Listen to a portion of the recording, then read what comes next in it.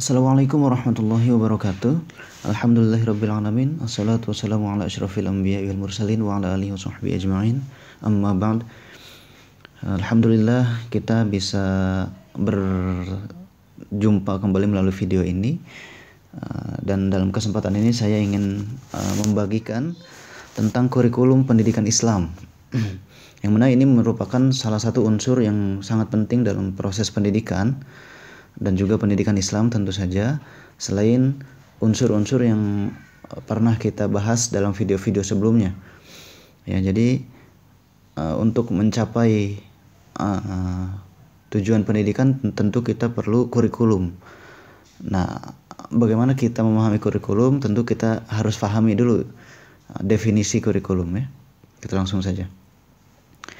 Jadi kurikulum itu sebetulnya pada mulanya gitu ya, itu digunakan untuk menggambarkan atau untuk mendeskripsikan istilah-istilah di dalam olahraga, terutama atletik.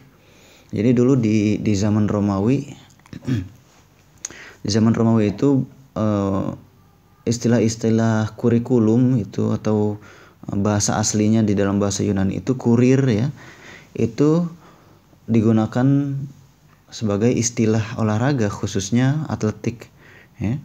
Nah, di sini dijelaskan bahwa secara etimologi, secara bahasa itu berasal dari bahasa Yunani.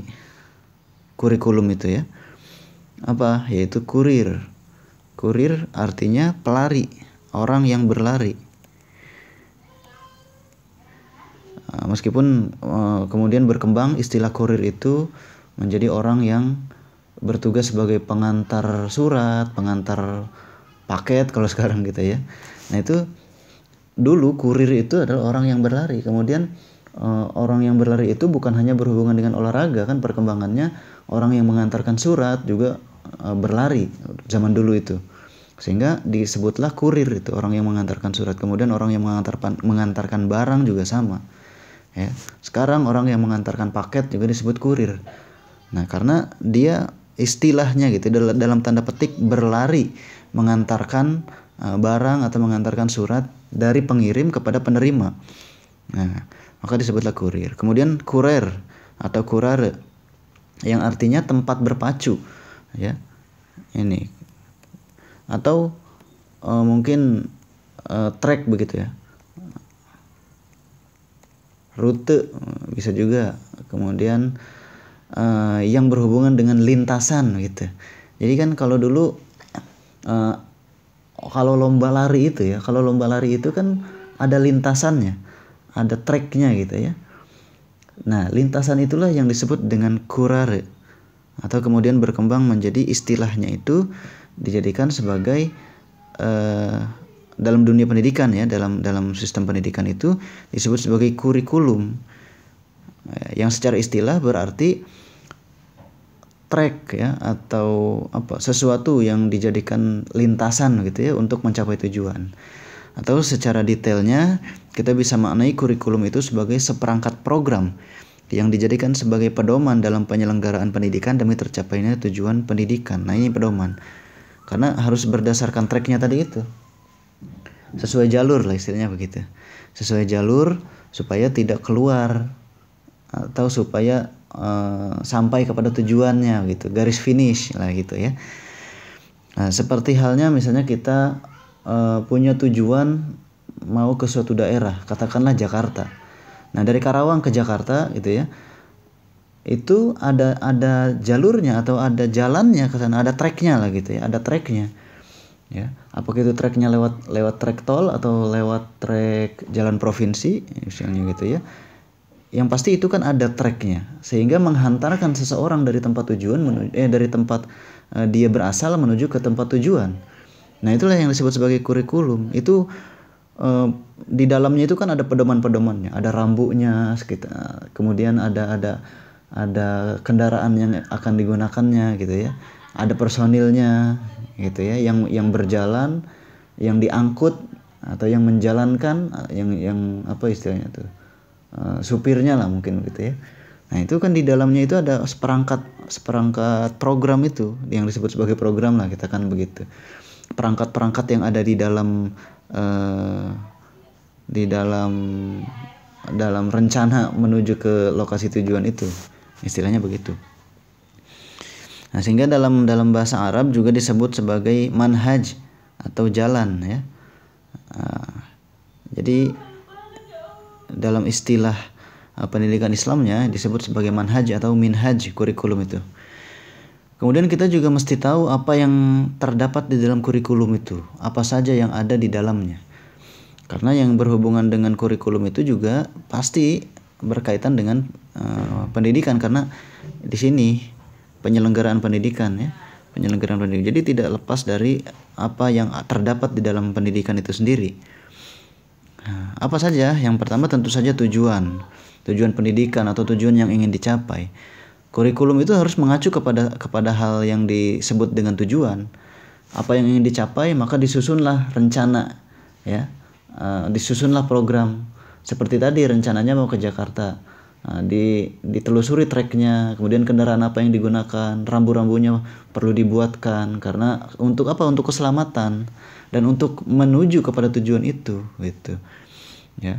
Kalau ada misalnya persimpangan atau apa istilahnya perempatan, lampu merahnya supaya apa? Supaya selamat dan sampai kepada tujuan.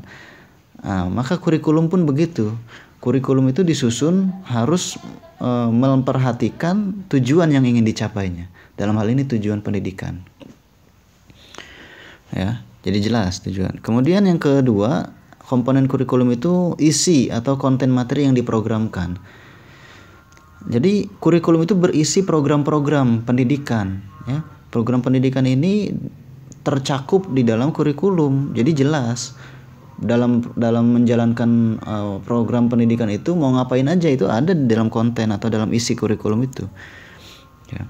Maka kemudian program itu bisa yang berhubungan dengan intrakurikuler.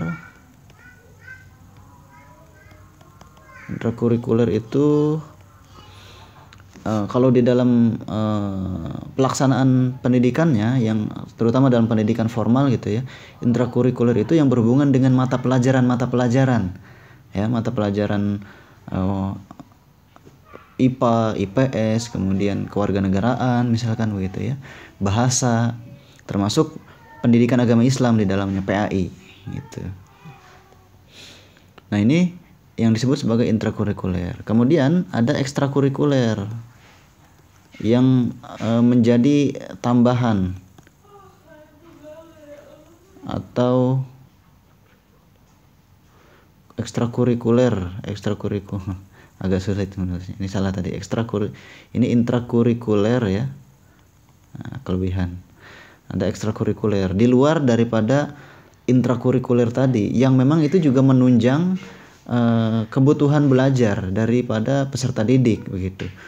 Ya, kalau di dalam pendidikan formal itu kan ada ekstrakurikuler misalnya pramuka, kemudian ada juga paskibra, ya, ada juga misalnya palang merah atau PMR, kemudian ada misalnya pecinta alam. Itu kan berhubungan, ya, berhubungan dengan kebutuhan peserta didik juga.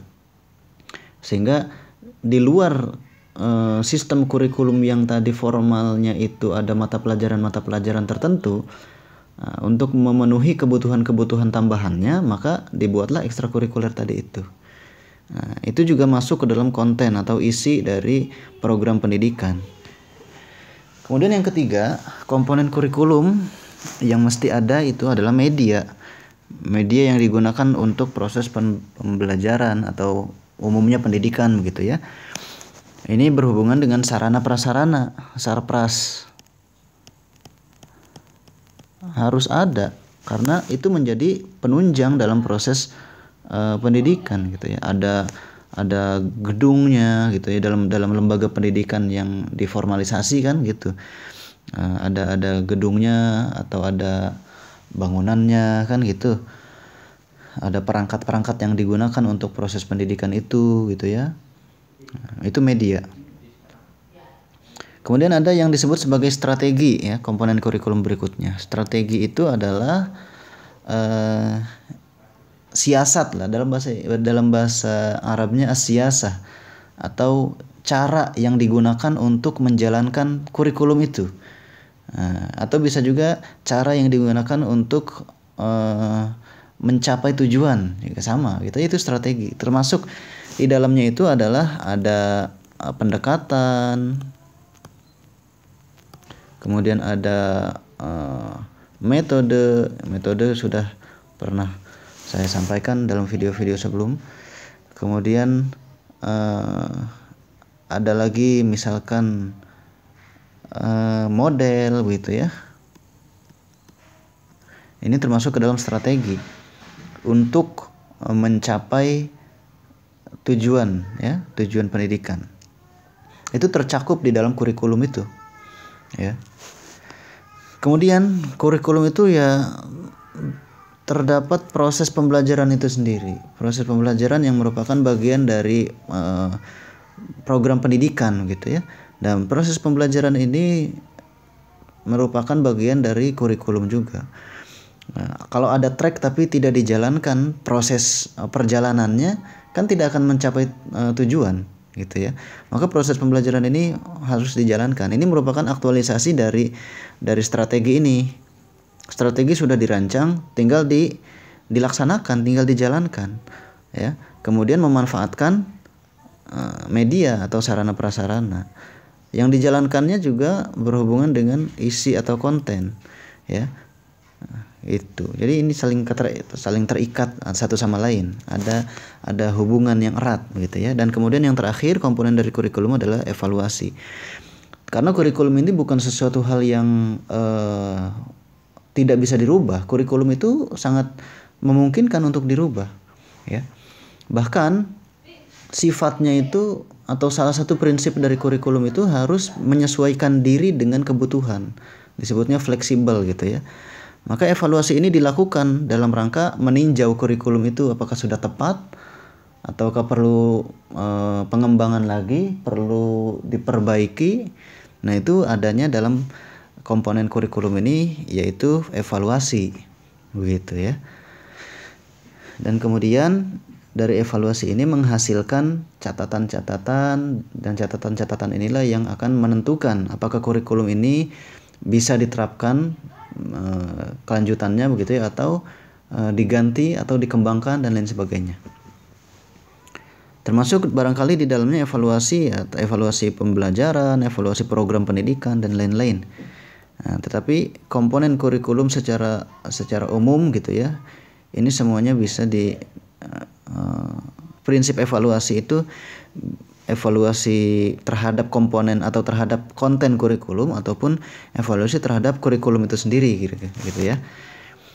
Nah, kemudian kita juga perlu tahu bagaimana ketika kurikulum itu disusun, apa yang perlu diperhatikan. Nah, diantaranya ada beberapa prinsip-prinsip dalam penyusunan kurikulum. Yang pertama prinsip keislaman, ini dalam perspektif Islam ya. Kurikulum itu disusun harus berdasarkan prinsip keislaman. Karena di dalam pendidikan Islam, sistem pendidikan Islam, yang menjadi poros utama dalam pelaksanaan pendidikan Islam itu ya Islam itu sendiri gitu ya. Nah, maka prinsip keislaman ini sangat penting karena mencakup apa yang akan diajarkan di dalam proses atau apa yang akan diprogramkan dalam proses dalam proses pendidikan gitu ya. Dan ini harus dijadikan sebagai dasar yang utama atau prinsip yang utama ya, karena berhubungan dengan sumber hukum yang paling utama juga dalam perspektif Islam itu Al-Quran dan juga As-Sunnah gitu. Kemudian ada prinsip integritas. Prinsip integritas ini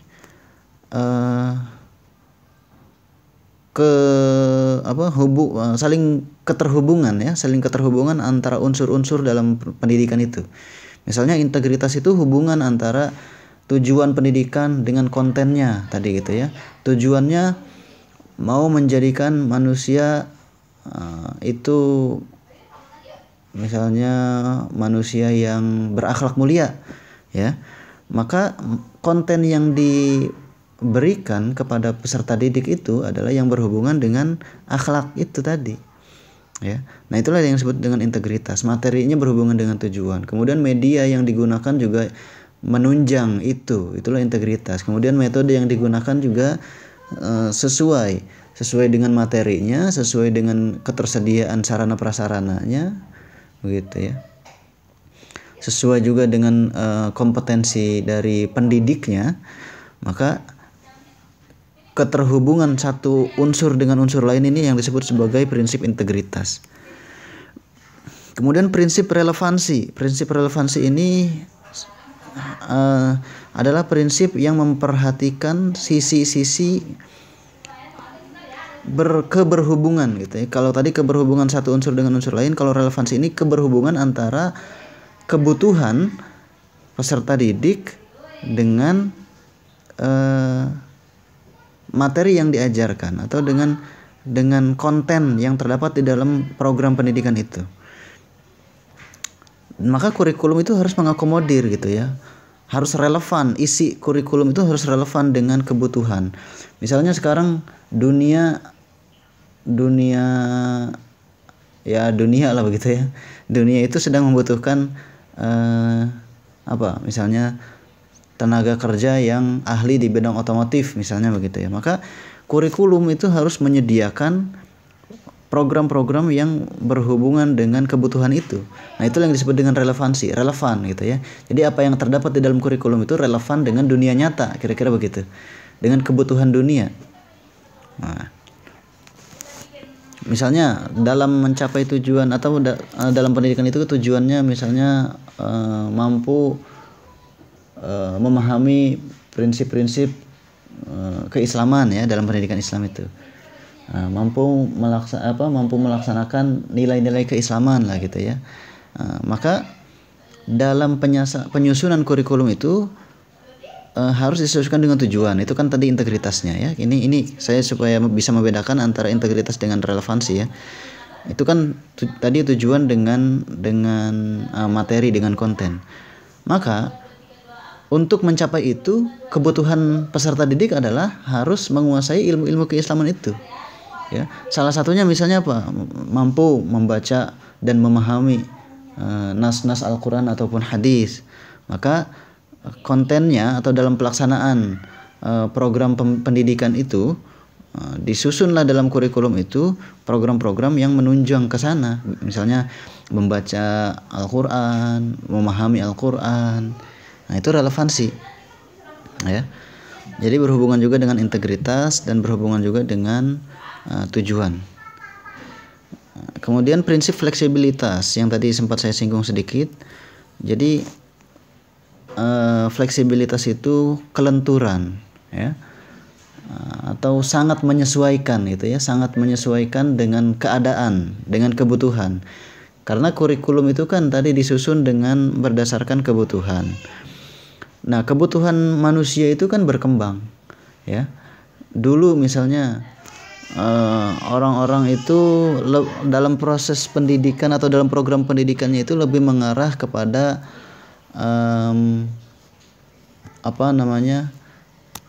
pemahaman nilai-nilai kehidupan lah begitu ya. Maka program pendidikannya yang tersusun di dalam kurikulum itu terdapat atau diprogramkan itu supaya bagaimana caranya supaya peserta didik itu mampu memiliki kompetensi-kompetensi yang dibutuhkan dalam mengarungi kehidupan, kira-kira begitu. Nah, kemudian perkembangannya kan misalnya sekarang dunia itu membutuhkan angkatan kerja atau tenaga kerja yang kompeten di berbagai bidang, misalnya di bidang IT sekarang itu. Maka kurikulum harus mengakomodir itu. Kurikulum harus mengakomodir sehingga disusunlah rancangan-rancangan program pendidikan itu untuk memenuhi kebutuhan ahli-ahli di bidang IT gitu ya. Maka lahirlah sekarang SMK misalnya. Dulu kan tidak ada. Nah, tapi sekarang kemudian karena kebutuhan itu lahirlah sekolah-sekolah yang menuju ke sana arah orientasinya gitu ya. Nah, itulah yang disebut dengan fleksibilitas. Sehingga bukan tidak mungkin kurikulum beberapa tahun yang akan datang akan berubah lagi. Ya, dan itu yang sangat sering terjadi. Misalnya di Indonesia lah gitu ya. Kurikulum itu kan sering ya ada revisi atau ada perubahan, ada pergantian. Ada kurikulum berbasis kompetensi KBK, kemudian ada KTSP tingkat satuan pelajar, kemudian ada Kurtilas, kurikulum 2013 yang katanya berbasis karakter gitu ya. Kemudian sekarang ada perkembangan lagi kurikulum prototype gitu ya, yang sedang dalam proses menuju ke sana. Jadi memang kurikulum itu sifatnya fleksibel, tidak menutup kemungkinan akan mengalami perubahan-perubahan gitu ya, mengikuti perkembangan yang ada dalam dunia nyata gitu. Kemudian ada yang namanya prinsip kontinuitas. Kontinuitas ini artinya berkelanjutan. Jadi kurikulum yang diterapkan dalam sistem pendidikan itu harus memiliki keberlanjutan. Jadi berguna dalam kehidupan gitu ya.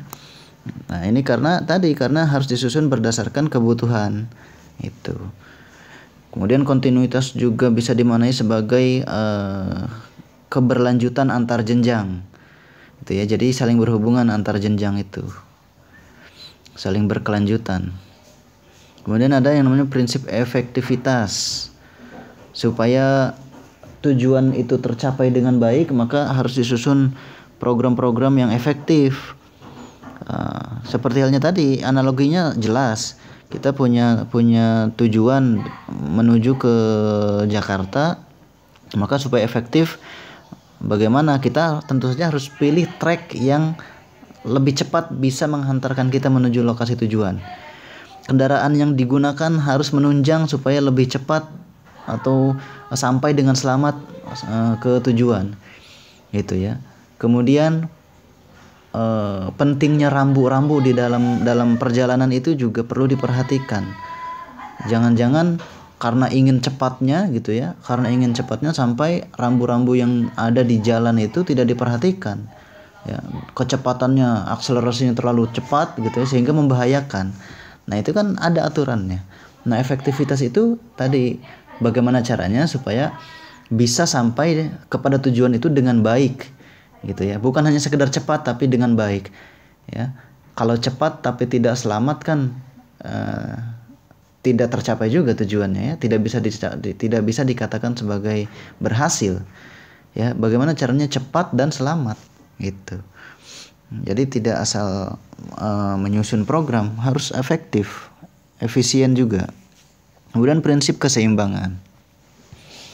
Keseimbangan ini ya, tentu saja dalam penyusunan kurikulum perlu prinsip-prinsip keseimbangan, yang maksudnya prinsip keseimbangan itu artinya mengakomodir kebutuhan-kebutuhan dalam menjalankan program pendidikan itu supaya istilahnya seimbang itu ya, supaya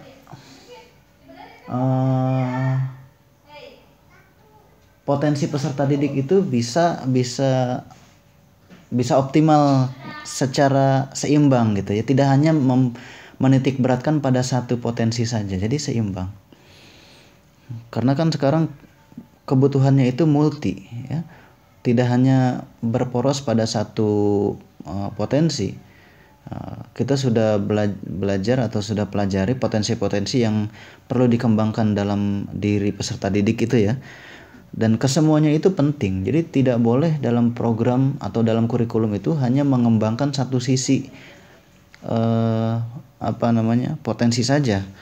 Karena prinsip keseimbangan ini yang nantinya akan membantu peserta didik dalam mengarungi kehidupannya begitu. Kemudian dalam dunia pendidikan Islam itu ada beberapa dasar-dasar kurikulum yang perlu diperhatikan. Yang pertama dasar agama tadi, dasar keislaman sendiri gitu ya. Ada Al-Quran dan ada hadis, yang ini menjadi dasar yang tidak bisa dilepaskan dalam pendidikan Islam itu.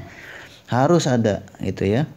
Kemudian dasar falsafah ini yang berhubungan dengan tujuan pendidikan secara filosofis. Ya, kemudian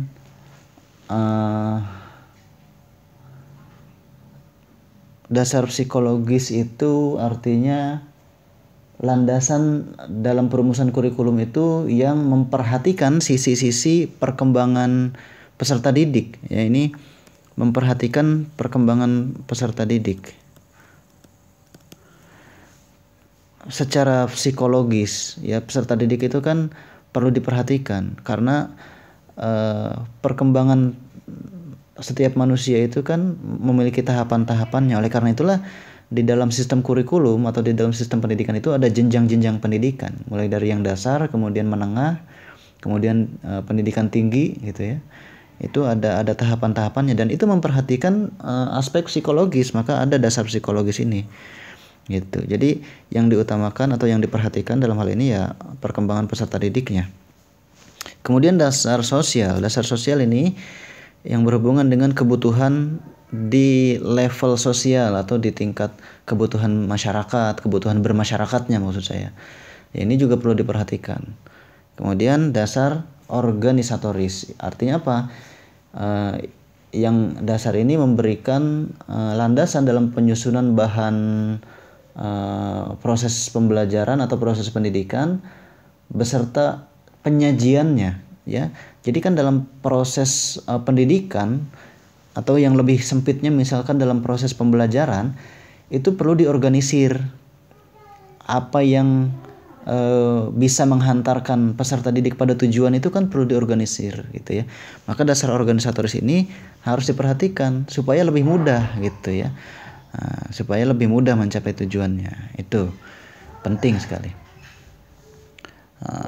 Kemudian yang terakhir yang berhubungan dengan kurikulum pendidikan Islam ini tentu saja yang berhubungan dengan orientasi dari kurikulum pendidikan Islam.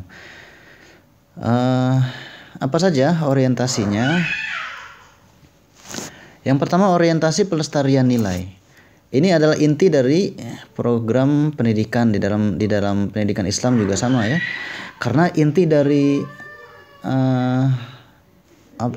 pendidikan yang dilaksanakan itu kan penanaman nilai atau yang disebut sebagai internalisasi nilai, gitu ya.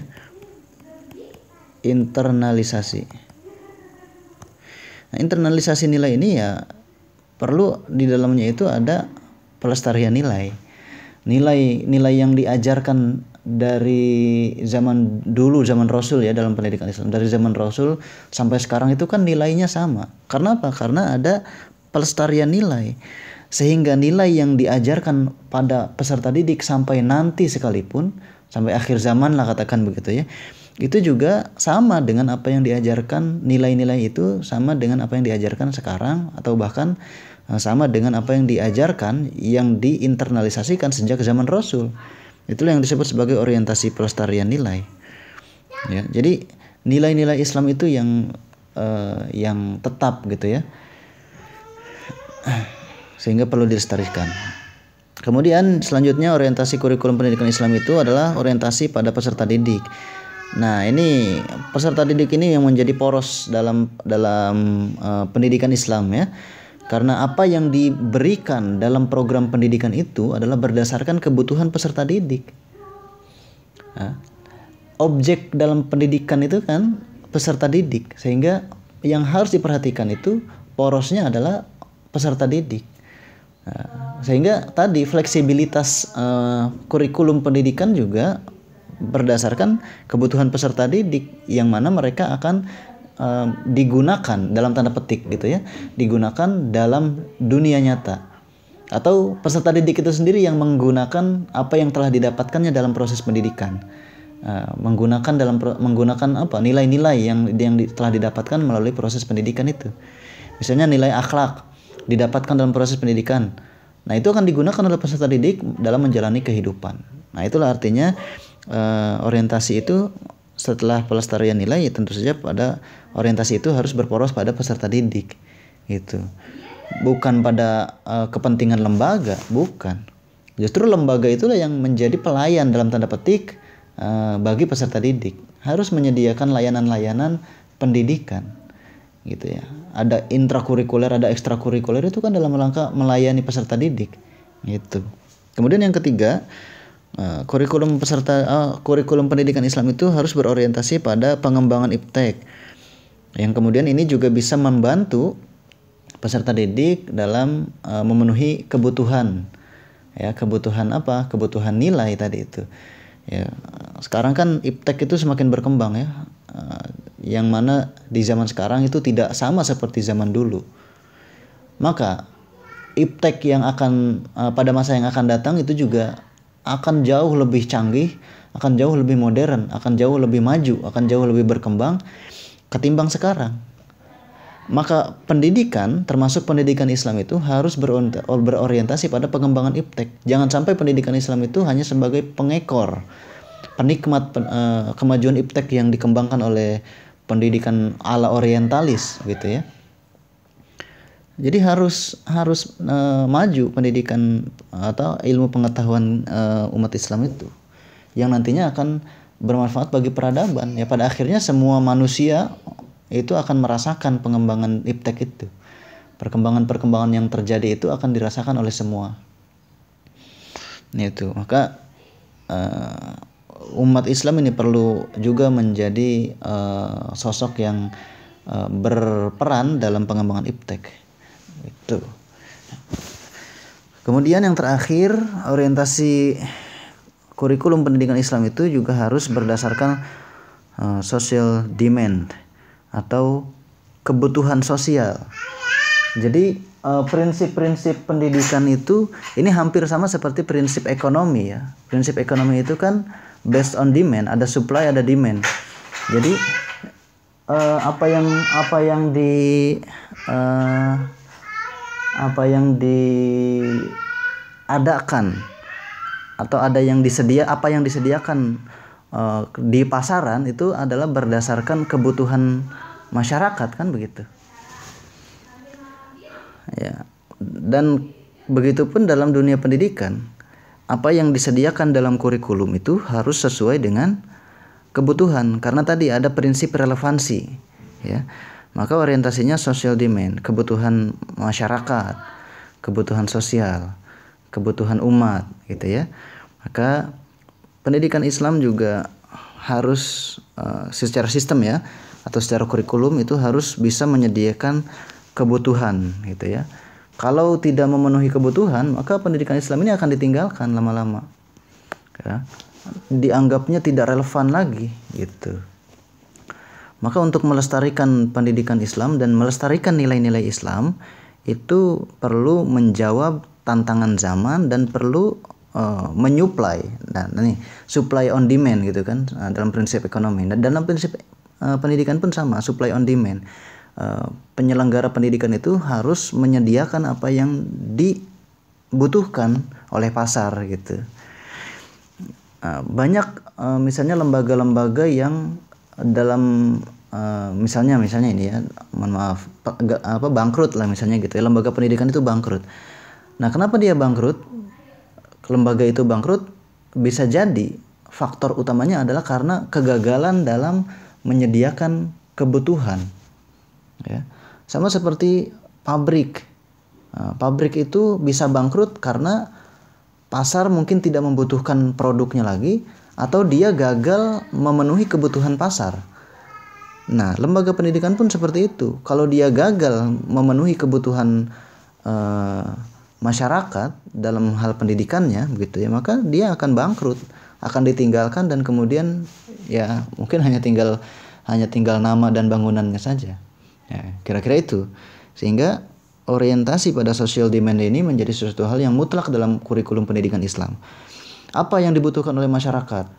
Nilai-nilai Islam sudah pasti itu orientasinya nomor 1, nilai-nilai Islam. Tapi di luar daripada itu, masyarakat sekarang itu kan membutuhkan kompetensi-kompetensi yang menunjang di dalam perkembangan zaman sekarang ini. Maka pendidikan Islam pun harus mengikuti itu. Misalnya perkembangan teknologi yang maju sekarang mengikuti, gitu ya. Kemudian kebutuhan akan akhlak juga sama, itu juga berhubungan dengan nilai. Kemudian kebutuhan dalam hal kecakapan-kecakapan, dan itu harus dipenuhi oleh penyelenggara pendidikan melalui kurikulum pendidikannya begitu. Nah, ini social demand itu begitu. Nah, sehingga dengan kita memahami prinsip-prinsip, orientasi-orientasi dan apapun yang berhubungan dengan kurikulum, kita bisa menjadi praktisi pendidikan yang bisa menghantarkan peserta didik pada tujuan pendidikan Islam, insya Allah. Demikian, mohon maaf atas segala keterbatasannya dan terima kasih. Wassalamualaikum warahmatullahi wabarakatuh.